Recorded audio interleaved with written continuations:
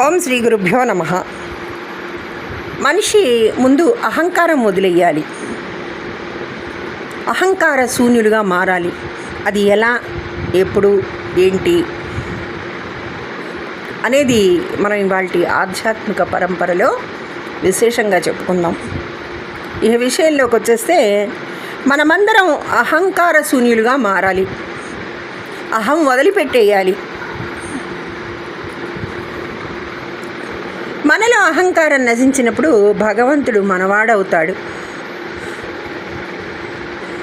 నేను, నాది, నా అనే అర్థాలకు వాడు, వాడిది, వాడే అని భావాన్ని జొప్పించాలి.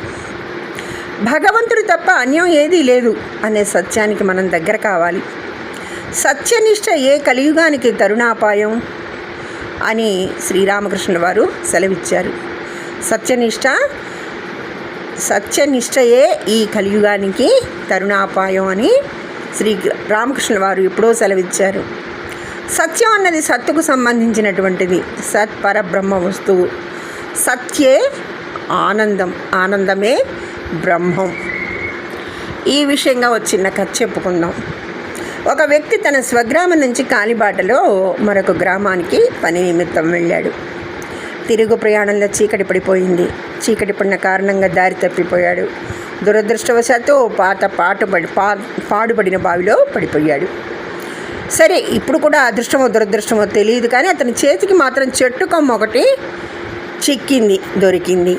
ఆ చెట్టు కొమ్మను పట్టుకుని వేళ్లాడుతూ పైకి రావడానికి విశ్వప్రయత్నం చేశాడు. విశ్వప్రయత్నం చేసినప్పటికీ కూడా సాధ్యపడక అలాగే వేలాడుతూ ఉండిపోయాడు రాత్రంతా.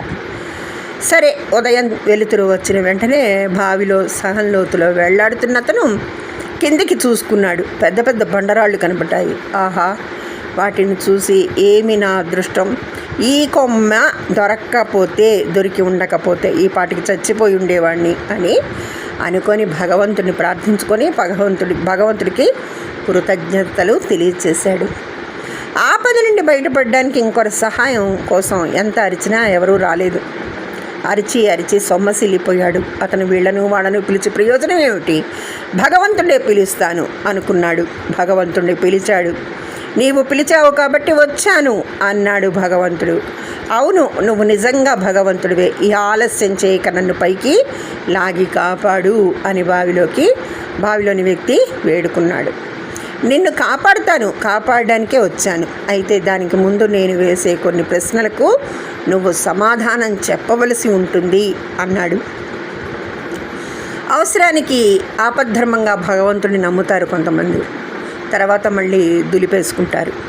మరి అందుకని ఇక్కడ అడగవలసింది ఏమిటో త్వరగా అడిగేసే అన్నాడు లోపలి వ్యక్తి. నన్ను నిజంగా భగవంతుడిని అని నీవు విశ్వసిస్తున్నావా? దానికి బదులుగా బావిలోకి వ్యక్తి విశ్వసిస్తున్నాను, నీవు నిజంగా భగవంతుడివే అన్నాడు. సరే, నిన్ను కాపాడడం నా వల్ల సాధ్యమవుతుందని నీవు నిజంగా నమ్ముతున్నావా? నమ్ముతున్నాను అన్నాడు. నేను ఏది చెప్పినా చేస్తావా? ఖచ్చితంగా చెయ్యి. సరే, అలా అయితే నేను చెప్పినట్లు నువ్వు చెయ్యి. నువ్వు ఏ కొమ్మనైతే నేను నిన్ను కాపాడుతాను అన్నాడు భగవంతుడు. ఇక్కడ పెట్టాడండి ట్విస్ట్. కొమ్మ వదిలేయాలా? విశ్వాసం ఉంటే వదిలేస్తావు భగవంతుడి మీద.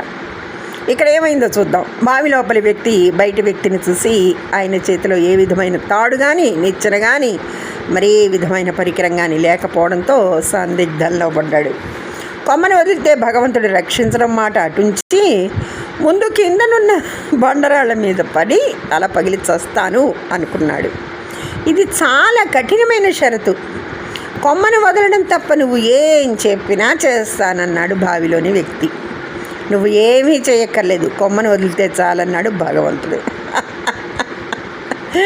అయితేనండి, ఇక్కడ బావిలో పడ్డం, కొమ్మ దొరకడం, భగవంతుడిని పిలవడం, భగవంతుడు రక్షించడానికి రావడం, ఈ చిక్కు ప్రశ్నలు వేయడం, రక్షించడం, ఇవన్నీ ఒక ఎత్తైతే ఇక్కడ ఈ కథ నుంచి మనం నేర్చుకోవాల్సింది ఏంటంటే, సరిగ్గా ఇదే రీతిగా మనం కూడా అహంకారం అనే కొమ్మను పట్టుకొని వేలాడుతున్నాం.